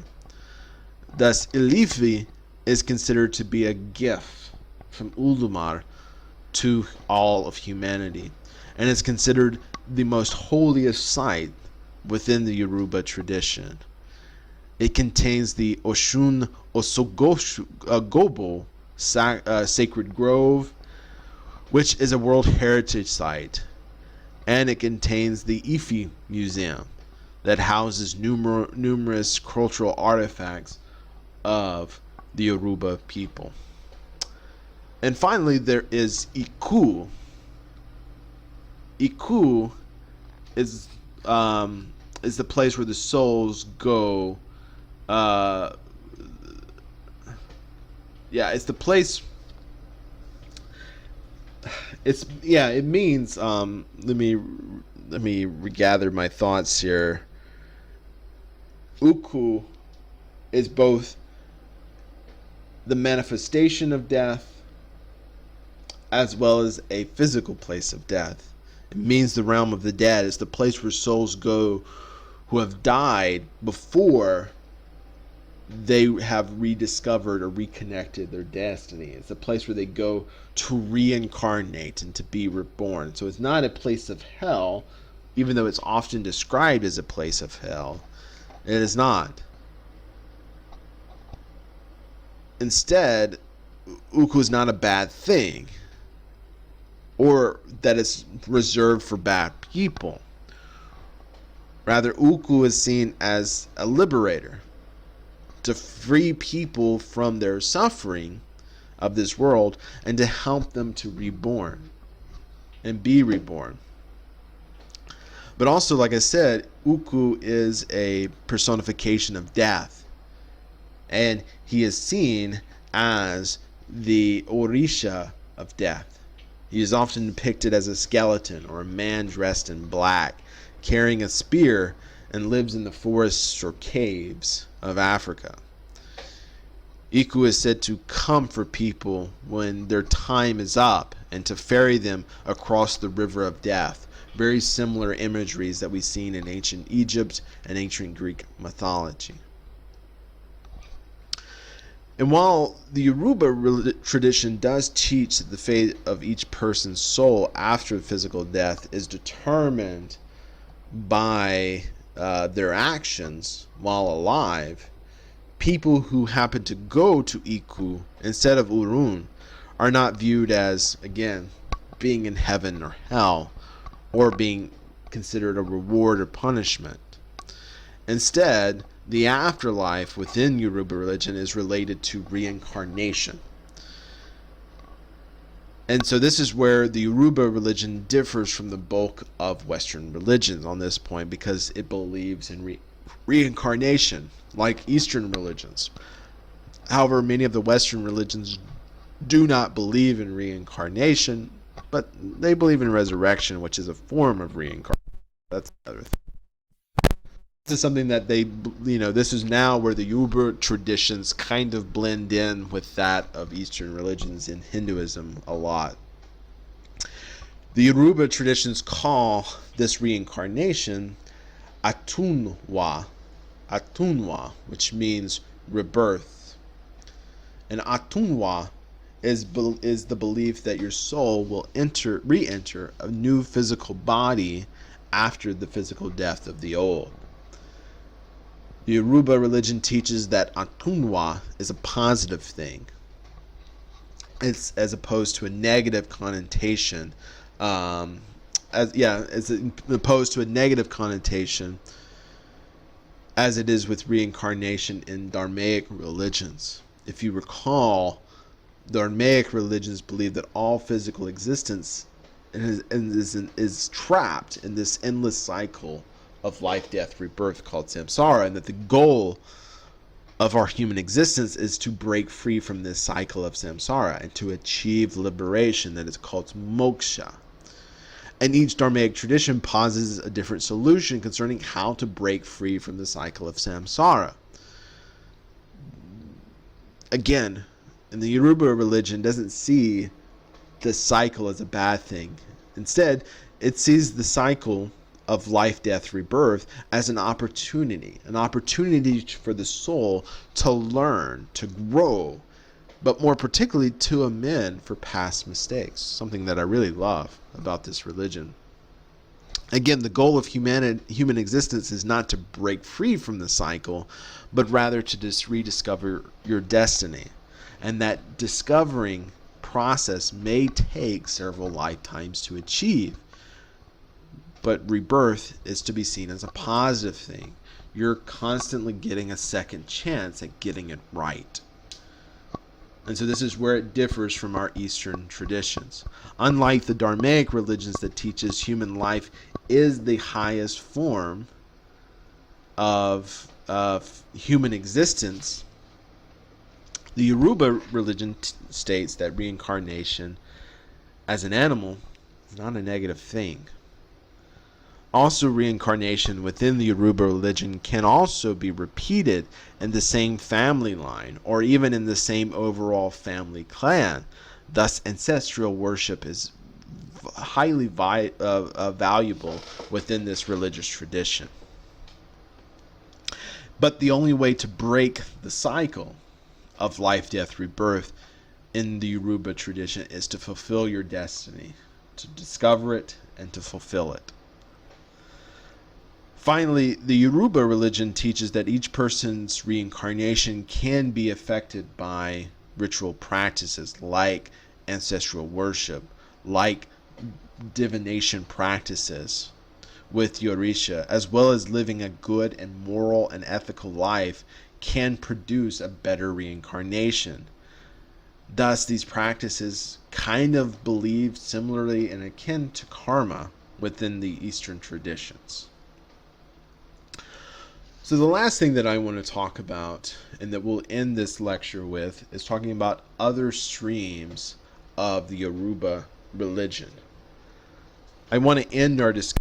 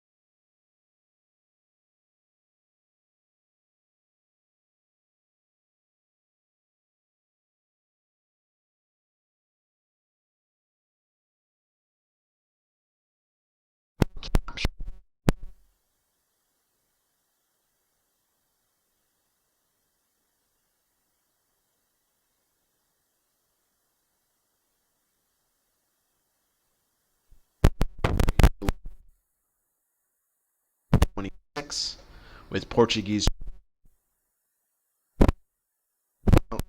colonies in modern day Brazil.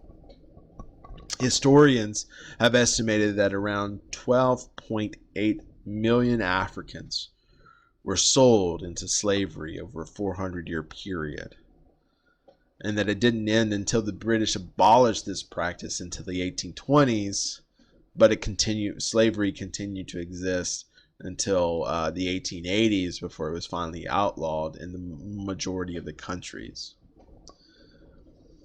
As part of West Africa, the Yoruba people did not escape the horrors of the African slave trade. Historians have estimated that around 2 million of the Yoruba people were enslaved by Portuguese and Spanish traders and have been dispersed throughout Latin American countries like Brazil, Cuba, Colombia, Venezuela, Puerto Rico, Dominican Republic, Jamaica, Trinidad, Tobago, and Grenada in the Caribbean. And so the Yoruba people brought with them their religious traditions into the New World. Now, the New World was colonized by white Europeans who were highly committed to the Christian religion and committed to Christianizing the New World through missionary efforts. So because of this, the New World, traditional Africans and African religions that encountered by Europeans were quickly denounced as heathens and were often outlawed in the New World. Now, quickly, the term heathen is an archaic and offensive term for a person who is not prescribed to the majority religion. Heathen is an old English expression basically to describe an uncivilized person, someone who lives at the hearth, lives out in the forest, or lives on the country. But back to this, the Yoruba, many minority religion groups, in different circumstances.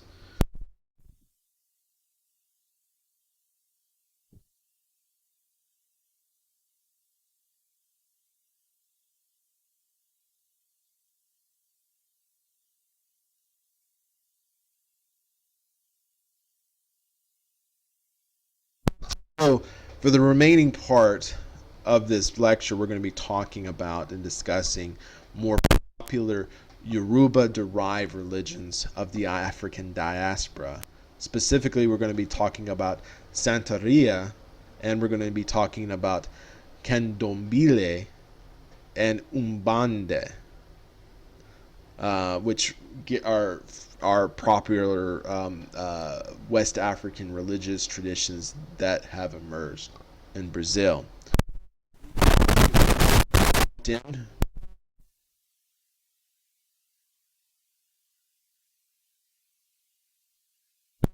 Branch of this religion.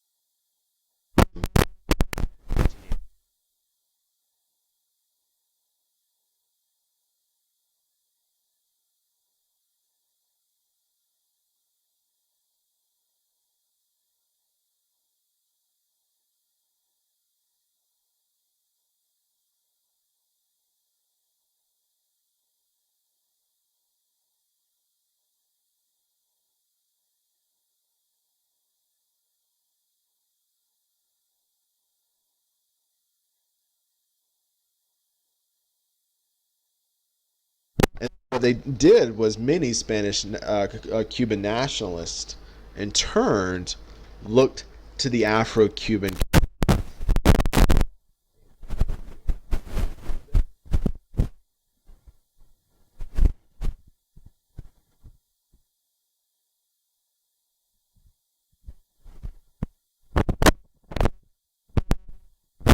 social economic elites sought to fuse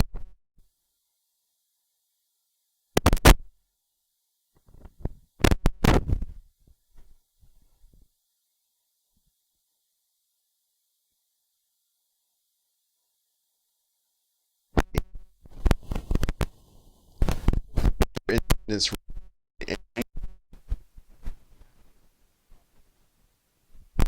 excluded from economic and political powers, and negative stereotypes about them remain.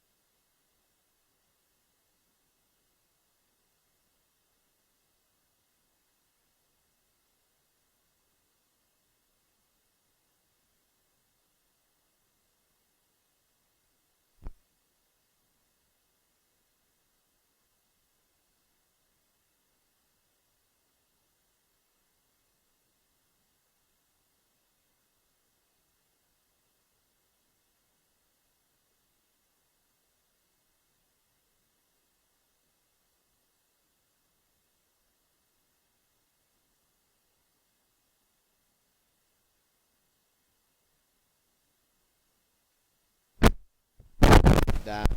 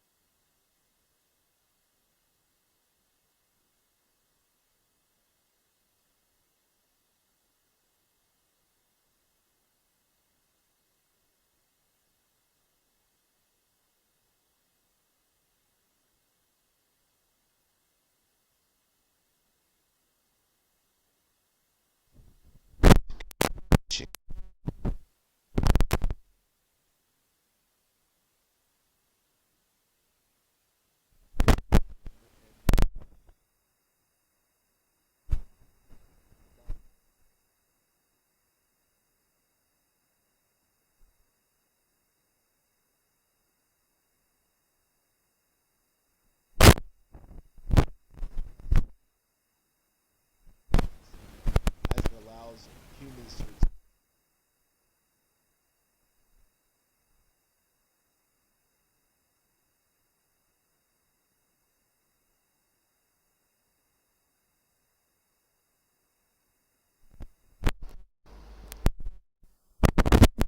karmic ideas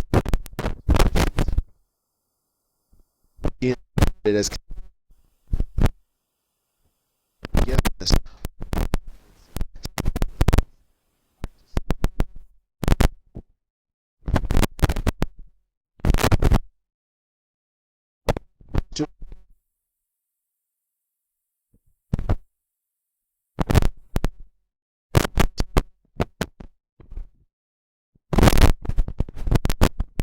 Like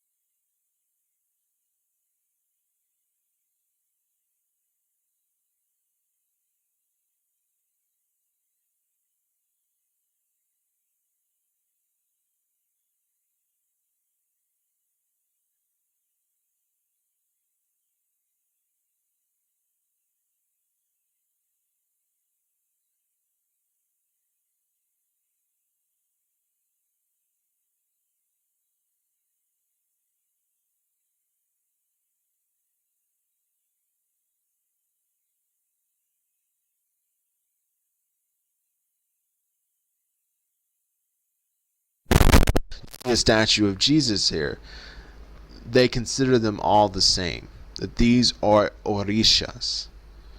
The Catholic saints are just simply orishas. Santeria practitioners often attend Catholic mass.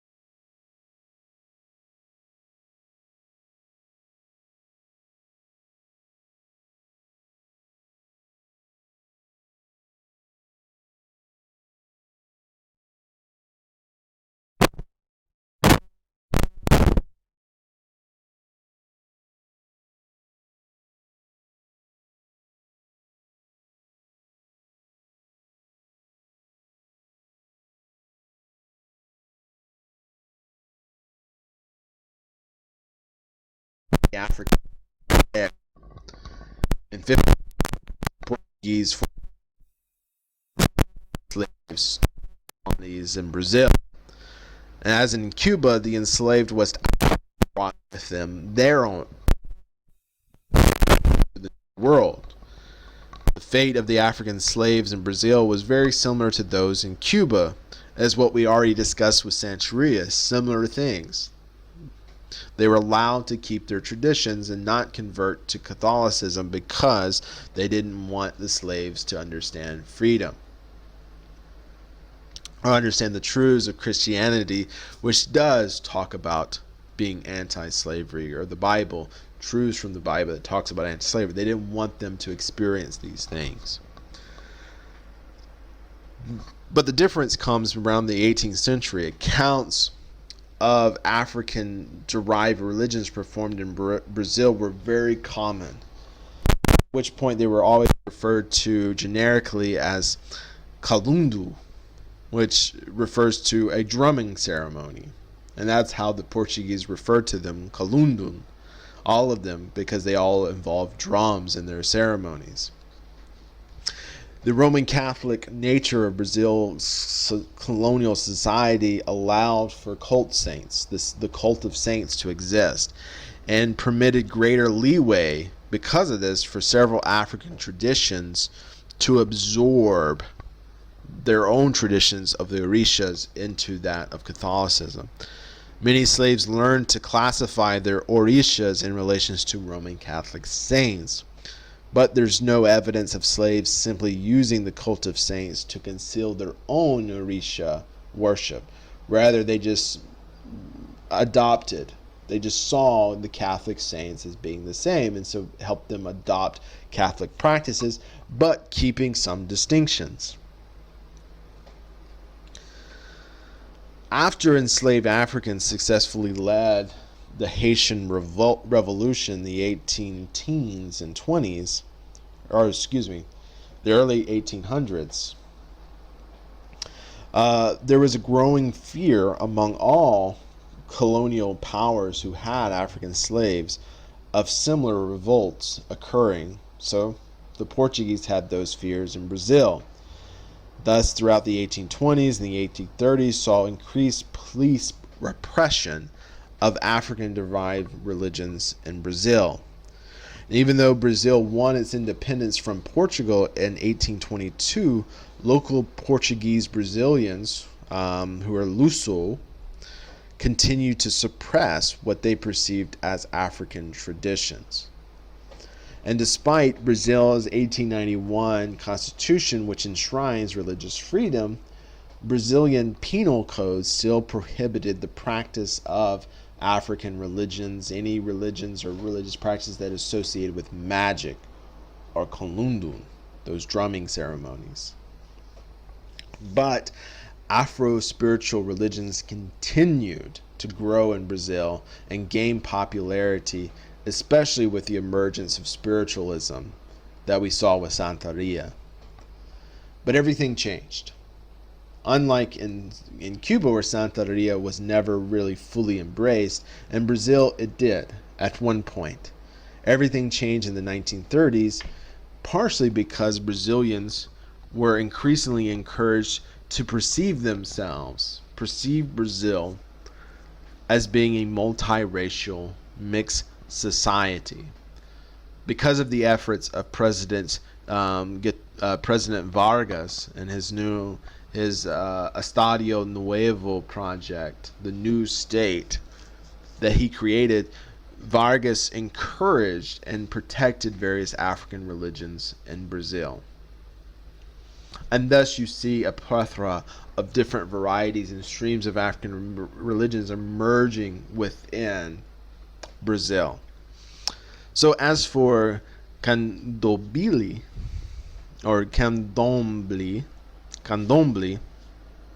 it seems to have emerged in Salvador, Brazil, one of the major cities in Brazil, while Banda emerged in Rio de Janeiro.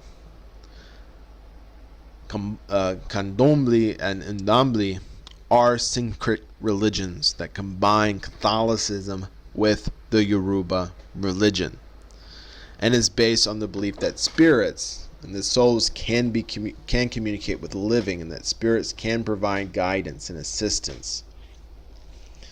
And some of these parallels we've already highlighted in Santeria are also prevalent in these religions. However, Umbanda needs special treatment as is a bit different than Santeria and Candomblé, even though they're Yoruba religions, but they have different points. The practitioners of Umbanda religion consider themselves strict monotheistics, which is not the case in Santeria or Candomblé.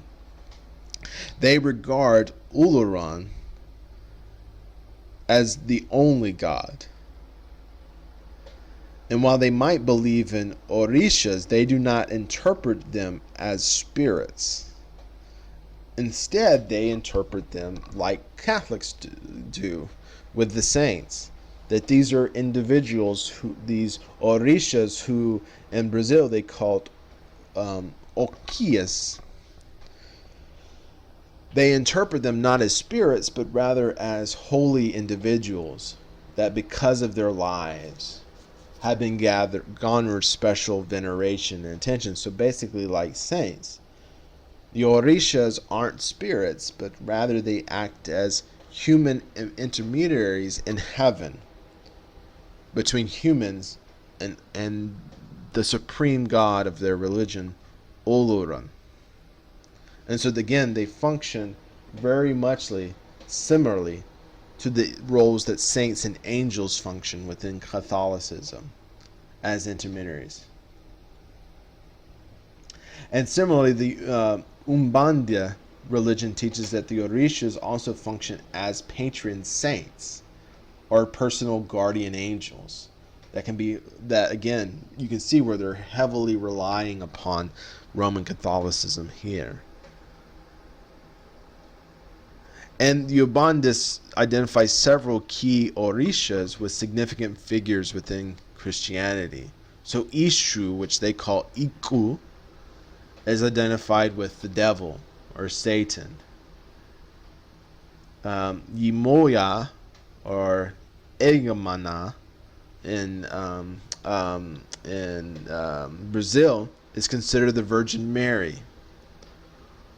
The Orisha Obutala, or in Brazil Okla, is considered the son of Uluran and thus identified with Jesus Christ.